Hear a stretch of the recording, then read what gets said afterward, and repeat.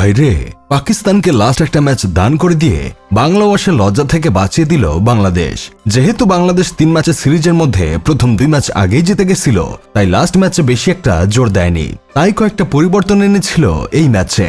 টি-20 batting master Naim Sheikh ও টি-20 cricketer বিশ্বসেরা allrounder মেহেদী হাসান মিরাজকে স্কোয়াডে নিয়ে ঢাবিয়ান হৃদয় ও opener ইমন, leg spinner Rishad, pacer মুস্তাফিজকে বসানোর পরই পাবলিক বুঝে গেছে লিটন দাস পাকিস্তানকে এই ম্যাচ দিয়ে দিচ্ছে। তাই তো পাকিস্তানের সাবেক ক্রিকেটার বাসিত আলী বলছেন, বাংলাদেশের খেলোয়াড়দের বডি ল্যাঙ্গুয়েজে সহজ সরল ভাব ছিল, যেন বলছে চলো ভাই, একটা ম্যাচ তোমরা জয়ী হও। বাসিত ভাই, মন খারাপ করবেন না, এটাই আসলে আমাদের দেশের ক্রিকেটারদের পারিবারিক শিক্ষা। লাস্ট ম্যাচ জিতার পর পাকিস্তানের কোচেরার পিচ নিয়ে কোনো অভিযোগ নাই, কোনো কান্নাকাটি নাই। এখন পিচ কেমনে জানি ভালো হয়ে গেছে।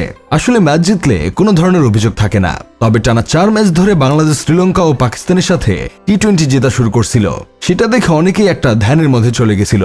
কিন্তু অবশেষে বাংলাদেশ তার চিরচেনা রূপে ফিরে যাওয়াতে অনেকে স্বস্তি পেয়েছে, কারণ টাইগাররা তাদের চিরচেনা রূপে ফিরে এসেছে লাস্ট টি-20 ম্যাচে। শুধুমাত্র সিরিজ জিতার কারণে বাঙালি তাদের গালাগালি করে নাই, না হলে গালাগালি করে গোষ্ঠী উদ্ধার করে দিত। আমাদের ক্যাপ্টেন লিটন কুমার দাসের স্কোয়াড সিলেকশন দেখে মনে হচ্ছিল মেহেদী হাসান মিরাজের সাথে তার একটা গোপন চুক্তি হয়েছে। তিনি মিরাজকে বলছে, তুই যেহেতু ওডিআই ক্যাপ্টেন, তুই আমাকে ওডিআই স্কোয়াডে জায়গা করে দিবি, আর আমি তোকে টি-20 স্কোয়াডে জায়গা করে দিব। আরেকদিকে আমাদের টি-20 ব্যাটিং মাস্টার নাইম শেখ 7,000 টাকা খরচ করে মাঠ ভাড়া করে প্র্যাকটিস করছে, তাই তাকে জোর করে ধরেই টি-20 খেলাচ্ছে বিসিবি। নাইম শেখের খেলা স্টাইল দেখলে বোঝা যাচ্ছে তিনি টি-20 খেলতে চান না, তারপরও তাকে ঘাড়ে ধরে মাঠে নামিয়ে দেওয়া হচ্ছে। এভাবে কাউকে জোর করে ধরে ক্রিকেট খেলানো ঠিক না ভাই। আমরা এসব অমানবিক কাজের তীব্র নিন্দা জানাই। আমাদের ক্যাপ্টেন টন্টন দাসের কথা কি বলবো ভাই, তিনি এক ম্যাচে লিটন দাস থাকে, বাকি 20 ম্যাচ থাকে টন্টন দাস।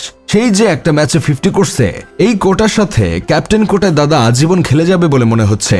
পাকিস্তানের বিপক্ষে 2 ম্যাচ খেলে ব্যাটিং কিং নাইম শেখ করছে 13 রান, আবার ক্যাপ্টেন লিটন দাস 3 ম্যাচ খেলে করছে মাত্র 17 রান। তবে ব্যাটিং কিং নাইম শেখ যদি আরেক ম্যাচ খেলার সুযোগ পেত, তাহলে আমার বিশ্বাস তিনি ডট বল খেলে লিটনের চেয়ে বেশি রান করত।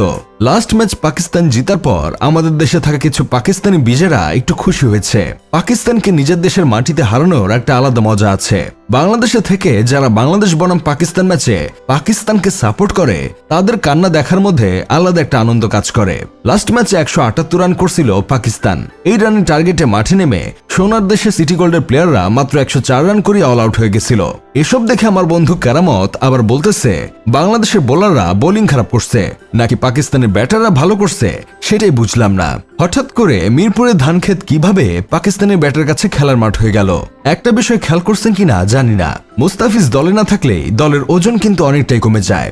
যাই হোক, শেষমেশ আমি গোলাম হোসেন একটা কাজের কথা কই, আগামী 1 মাস বাংলাদেশে কোনো সিরিজ নাই। ম্যাচ জিতলে আনন্দ আর ম্যাচ হারলে গালাগালি করতে পারবেন না আগামী 1 মাস।